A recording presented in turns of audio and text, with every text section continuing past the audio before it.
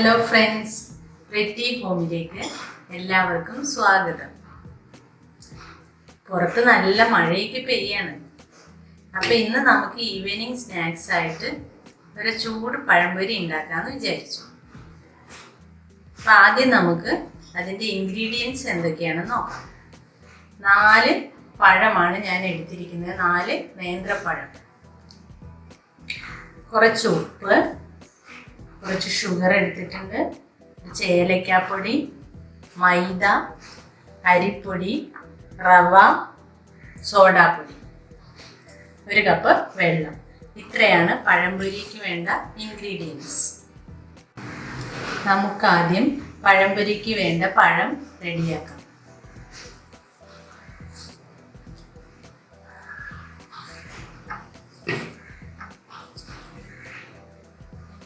ഞാനൊരു പഴം 3 പീസാണ് ആക്കുന്നത്. നീളത്തിൽ കനം കുറച്ച് നമുക്ക് ഒരെണ്ണം കൊണ്ട് 3 പഴംപൊരി ഉണ്ടാക്കാം. നിങ്ങൾക്ക് നിങ്ങളുടെ ഇഷ്ടത്തിനനുസരിച്ച് ഉണ്ടാക്കാം. ചിലർക്ക് ഇത് നടുവിൽ കട്ട് ചെയ്യണമെങ്കിൽ അങ്ങനെ ചെയ്യാം. ഞാൻ കുറച്ച് നീളത്തിൽ ഇരിക്കട്ടെ എന്ന് വിചാരിച്ച് ഒരു പഴം കൊണ്ട് 3 എണ്ണം ആക്കി. ഇത് മൈദയാണ്.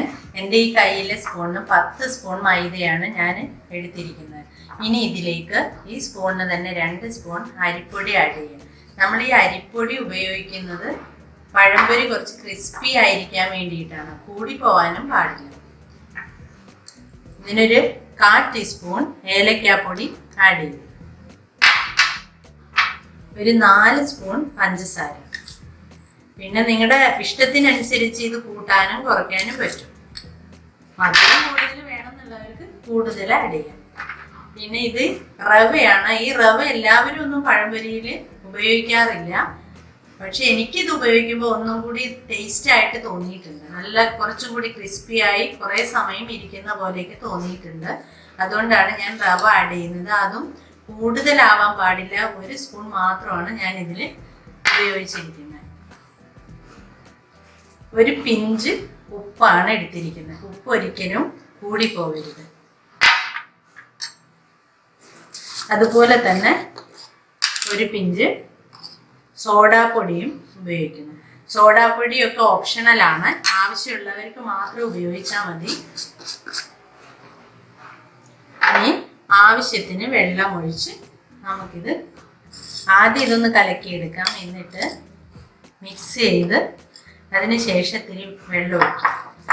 ആദ്യം കുറേ വെള്ളം ഒരുമിച്ച് ഒഴിക്കാതെ കുറച്ച് ഒഴിച്ച് ആഡ് ചെയ്യാം. അപ്പം നമുക്ക് വീണ്ടും ആവശ്യത്തിനനുസരിച്ച് വെള്ളം ഒഴിച്ചു കൊടുത്താൽ മതി. ആദ്യം വെള്ളം കൂടിപ്പോയാൽ പിന്നീട് നമുക്കത് ശരിയാക്കാൻ ബുദ്ധിമുട്ടാണ്.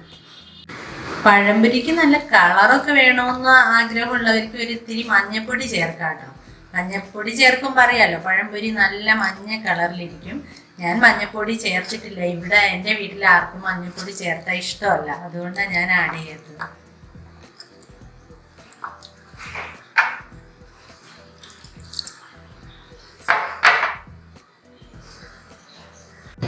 പഴംപൊരിക്ക് വേണ്ട ബാറ്റർ റെഡിയായിട്ടുണ്ട്.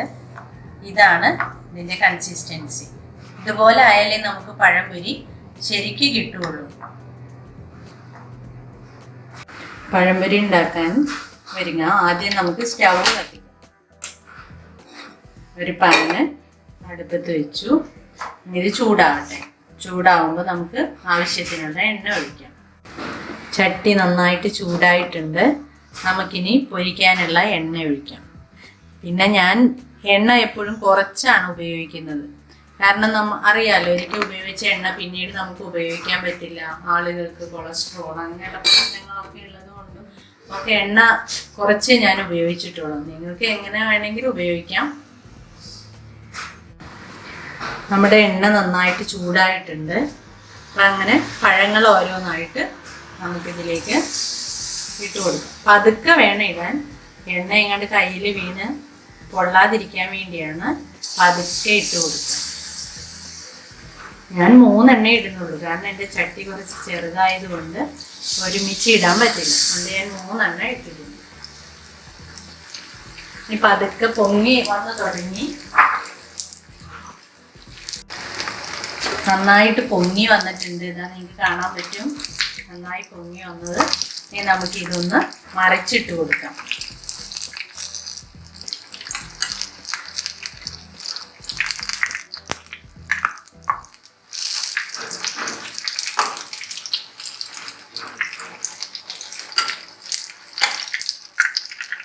ഒരു വശം നന്നായിട്ടായിട്ടുണ്ട്, മറ്റേ വശം കൂടി ആവുമ്പോൾ നമുക്കിത് എടുക്കാം. അപ്പം നമ്മുടെ പഴംപൊരി റെഡി ആയിട്ടുണ്ട്. നമുക്ക് തീ ഒന്ന് കുറച്ച് വെച്ചതിന് ശേഷം ഇത് ഓരോന്നായിട്ട് എടുക്കാം. ഉണ്ടല്ലോ, നല്ല ക്രിസ്പി പഴംപൊരിയാണ്. അപ്പം നമുക്കിതുപോലെ ഓരോന്നും ചുട്ടെടുക്കാം. അപ്പം നമ്മുടെ പഴംപൊരി റെഡി ആയിട്ടുണ്ട്. കാണാൻ പറ്റും കേട്ടോ, നല്ല ക്രിസ്പി ആയിട്ടിരിക്കുന്നു. ആ റവയൊക്കെ ഇട്ടതുകൊണ്ട് ഇതിൻ്റെ മുകളിൽ കുറച്ച് തരി പോലെ കാണുന്നുണ്ട്. നമുക്കിത് കഴിക്കാൻ തന്നെ ഒരു ഇഷ്ടം തോന്നും. നല്ല ടേസ്റ്റിയാണ്. എല്ലാവരും ഒന്ന് ട്രൈ ചെയ്ത് നോക്കുക. എന്തായാലും എല്ലാവർക്കും ഇഷ്ടപ്പെടും. വൈകുന്നേരം നമുക്ക് നമ്മുടെ കുട്ടികൾക്ക് വീട്ടിൽ തന്നെ ഉണ്ടാക്കി കൊടുക്കുന്നതല്ലേ നല്ലത്. അപ്പോൾ എല്ലാവരും ശ്രമിക്കുക. എൻ്റെ പാചകം ഇഷ്ടപ്പെട്ടു എങ്കിൽ ലൈക്ക് ചെയ്യുക, ഷെയർ ചെയ്യുക, സബ്സ്ക്രൈബ് ചെയ്യുക, കമൻറ്റും ചെയ്യാൻ മറക്കാതിരിക്കുക. Thank you.